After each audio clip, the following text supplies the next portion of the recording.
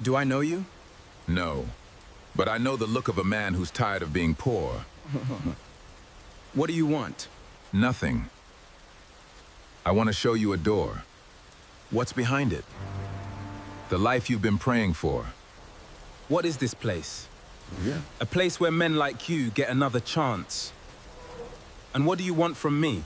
Nothing today. Today? Keep the card. When you're ready, you'll understand. Everything you have came through us, Daniel. Then tell me what you want. Her. Emily? Walk away from her, and the doors stay open. And if I refuse, then everything you built disappears. Have you ever wondered how far a desperate man would go if someone promised him unimaginable wealth, complete freedom from poverty, and a life that everyone else could only dream about? Most people believe they already know their answer. They would say they would never cross that line. But life has a strange way of changing our convictions when hunger becomes familiar, when eviction notices replace family photographs on the wall, and when every opportunity seems to disappear before your eyes. Tonight's story is about a man who believed he had found the answer to all of his problems, only to discover that every gift comes with a price someone must eventually pay. Before we go deeper, let us know in the comments where you're watching from. We'd love to hear from you, and if you're new here, click on the subscribe button so you never miss any of our upcoming videos. Daniel Carter grew up in a forgotten neighborhood outside Cleveland, Ohio, where abandoned factories reminded everyone that better days had already come and gone.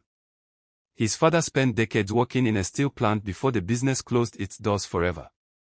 His mother cleaned hotel rooms until arthritis made every step painful. Daniel wasn't lazy. In fact, everyone who knew him described him as the kind of man who would help someone else before helping himself. He stocked grocery shelves during the night, repaired fences during weekends, and drove for delivery companies whenever extra shifts became available. Yet every payday ended the same way. Rent consumed most of his income, medical bills claimed the rest, and the little that remained disappeared into groceries. Some nights he sat alone in his tiny apartment listening to the refrigerator hum, wondering why honest work never seemed enough. Maybe I'm missing something, he whispered to himself. Maybe this world rewards different people. It was the first time he questioned the values his parents had spent a lifetime teaching him. Everything changed one rainy Thursday evening. Daniel had just learned the warehouse where he worked was reducing staff. He wasn't fired immediately, but his hours were cut in half. Walking home beneath broken streetlights, he noticed an older man sitting alone on a bench without an umbrella, perfectly calm despite the heavy rain. The stranger smiled as Daniel approached. "You've been looking for a door that never opens," the man said quietly. Daniel slowed down. "Excuse me." The stranger looked directly into his eyes. "You work harder than almost everyone around you, yet your life never changes. Tell me I'm wrong." Daniel felt an uncomfortable chill. He had never seen the man before, yet those words sounded painfully true. "Who are you?" Daniel asked. The stranger stood, brushed the rain from his coat, and replied, "Someone who recognizes hunger when he sees it." Before walking away, he handed Daniel a plain black business card with nothing printed except an address and one sentence. "Only those who have nothing left can receive everything." Daniel threw the card onto his kitchen table and tried convincing himself it was meaningless. For 3 days he ignored it. Then his landlord called. Rent was overdue. His mother's medication had become more expensive. His truck needed repairs he couldn't afford. That evening he stared at the card again. It's probably some scam, he thought. Even so, curiosity refused to leave him alone. Have you ever reached a point where logic tells you to walk away, but desperation quietly pushes you forward anyway? Many people have, and that is often where life changes forever. Daniel drove to the address just after sunset. It wasn't an old castle or an abandoned church like the stories people tell around campfires. It was an elegant stone mansion hidden behind enormous oak trees, almost invisible from the road. Luxury cars filled the driveway. Men and women dressed in expensive suits laughed as though they had never worried about a single bill in their lives. Daniel looked down at his worn-out shoes and almost turned around. The front door opened before he could knock. A smiling woman welcomed him as though she had been expecting him. "Mr. Carter," she said softly, "you're right on time." Inside, everything felt strangely ordinary. People shared dinner, discussed investments, and spoke about charity projects in nearby communities. Nobody mentioned secret ceremonies or strange promises. Daniel found himself wondering if he had misunderstood everything. Then the older man from the park appeared once again. "We don't offer magic," he explained. "We offer opportunities to people willing to give complete loyalty." Daniel frowned. "Loyalty to what?" The man simply answered, "To the people who made success possible long before you arrived." Over the next several weeks, Daniel attended private meetings with business owners, investors, attorneys, and entrepreneurs. Doors that had remained closed for years suddenly opened. Someone offered him funding to launch a logistics company. Another introduced him to wealthy clients looking for reliable transportation services. Contracts multiplied almost overnight. For the first time in his life, Daniel's bank account continued growing instead of shrinking. Every success felt earned because he worked relentlessly, yet deep inside he couldn't ignore one question. Why had complete strangers invested so much in someone they barely knew? 6 months later, Daniel purchased a beautiful home overlooking a quiet lake outside the city. His mother cried the first time she visited. "Your father dreamed of something like this," she whispered while running her hand across the polished wooden staircase. Daniel smiled, but something inside him refused to celebrate completely. Every month he attended another private gathering. Every meeting ended with the same reminder. Never speak about us. Never question the process. Trust brings abundance. No contract explained those conditions. Nothing was written down. Yet everyone obeyed without hesitation. Daniel convinced himself it was simply the culture of an exclusive organization helping ambitious people succeed. After all, wealthy networks existed everywhere. Didn't they? Then one autumn afternoon everything changed again. While visiting a community library to announce a scholarship program for struggling students, Daniel met Emily Brooks, a history teacher volunteering after school. She didn't recognize him as a billionaire. She thanked him for donating books instead of asking for photographs. She laughed easily, spoke honestly, and looked people directly in the eye without expecting anything in return. Daniel hadn't experienced that kind of conversation in years. As he drove home that evening, surrounded by every luxury money could buy, one thought refused to leave him. Why do I feel richer after talking to her than I did signing another $1 million contract? He had no idea that meeting Emily would force him to choose between the fortune he had spent years building and the only person who would eventually uncover the truth he had been trying so hard to ignore. Daniel found himself inventing reasons to visit the library. Sometimes he delivered another donation. Other times he claimed he was looking for books about local history. Emily usually smiled the moment she saw him, but unlike everyone else who had recently entered his life, she never treated him as though his wealth made him more important.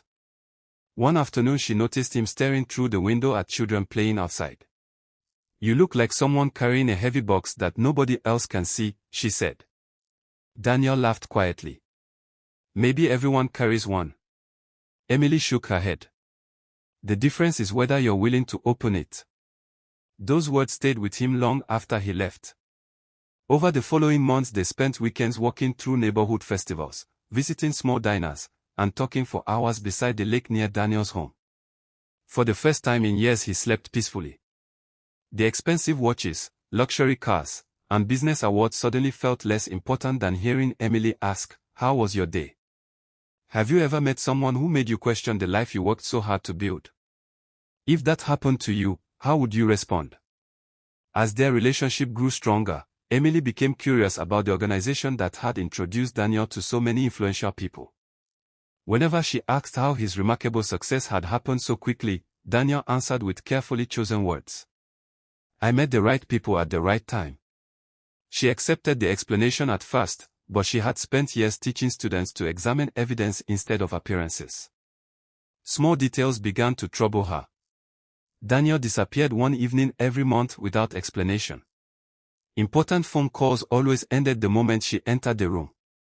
Several people from his private circle seemed unusually interested in her, asking polite questions that somehow felt deeply personal. One evening after dinner she looked at him and quietly asked, "Daniel, what are you protecting me from?" He wanted to tell her everything, yet fear closed his throat. "Nothing," he replied. The answer sounded empty even to him. Emily nodded politely, but the silence between them lingered far longer than either expected. A few weeks later Daniel received an invitation unlike any before. The envelope contained only a time, a location, and one sentence: "Your future requires one final commitment." He drove to the mansion with a growing sense of unease. The familiar faces welcomed him warmly, yet the atmosphere had changed. The older man who had first approached him in the rain congratulated Daniel on becoming one of the wealthiest entrepreneurs in the region. Then he placed a leather folder on the table. Inside were documents transferring even greater business opportunities into Daniel's control. "There's only one condition," the man said. Daniel looked up. "What condition?" The answer came without hesitation. "Anyone who becomes part of your life becomes part of ours. Trust cannot survive divided loyalties." Daniel immediately thought of Emily. His heartbeat quickened. "She has nothing to do with my business." The older man leaned forward. "She will, unless you walk away from her." Daniel remained silent. "Choose carefully," the man continued. "Every blessing you've received exists because people here believed in you." Daniel left the mansion carrying the folder, but for the first time he left without signing anything. Days passed before he gathered enough courage to tell Emily the truth, or at least part of it. Sitting beside the lake where they had shared so many conversations, he admitted that powerful people had helped build his fortune in exchange for unquestioning loyalty. Emily listened without interrupting. When he finished, she quietly asked, "Do you trust them?" Daniel stared across the water. "I used to." She reached for his hand. "Then why are you afraid?" He couldn't answer. That evening Emily searched public records, old newspaper archives, and business filings connected to several members of the organization. A pattern slowly emerged. Every successful member seemed to have lost someone important shortly after reaching extraordinary wealth. Some marriages ended suddenly. Lifelong friendships disappeared without explanation. Parents became strangers to their own children. There were no crimes she could prove, only a trail of broken relationships stretching back decades. Emily closed her laptop and whispered, "The real price was never money. It was isolation."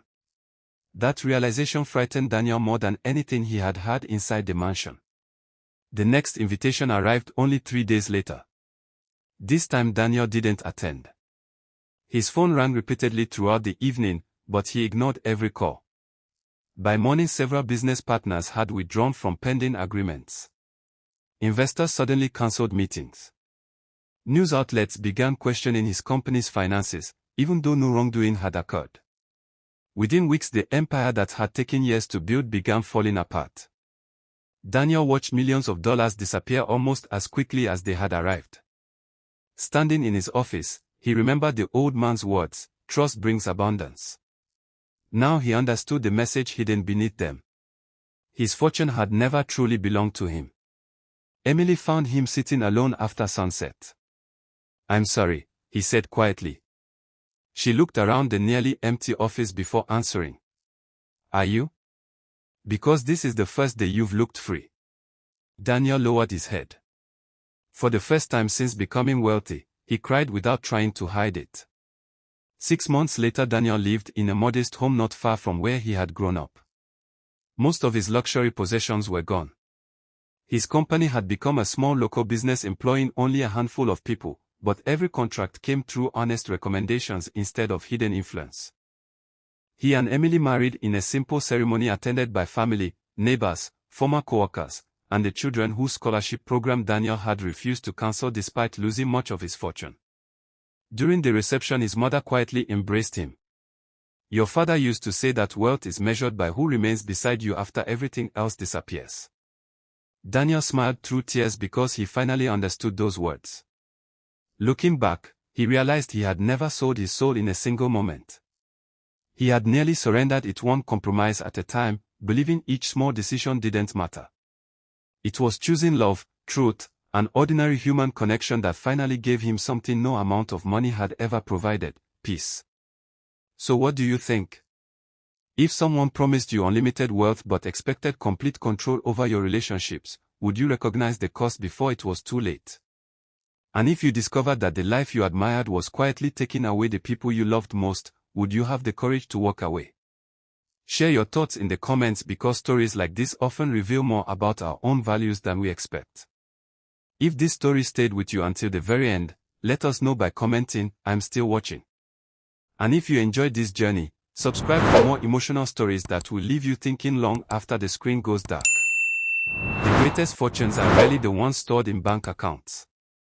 More often, they are found in the people who choose to remain beside us when every reason to leave has already appeared.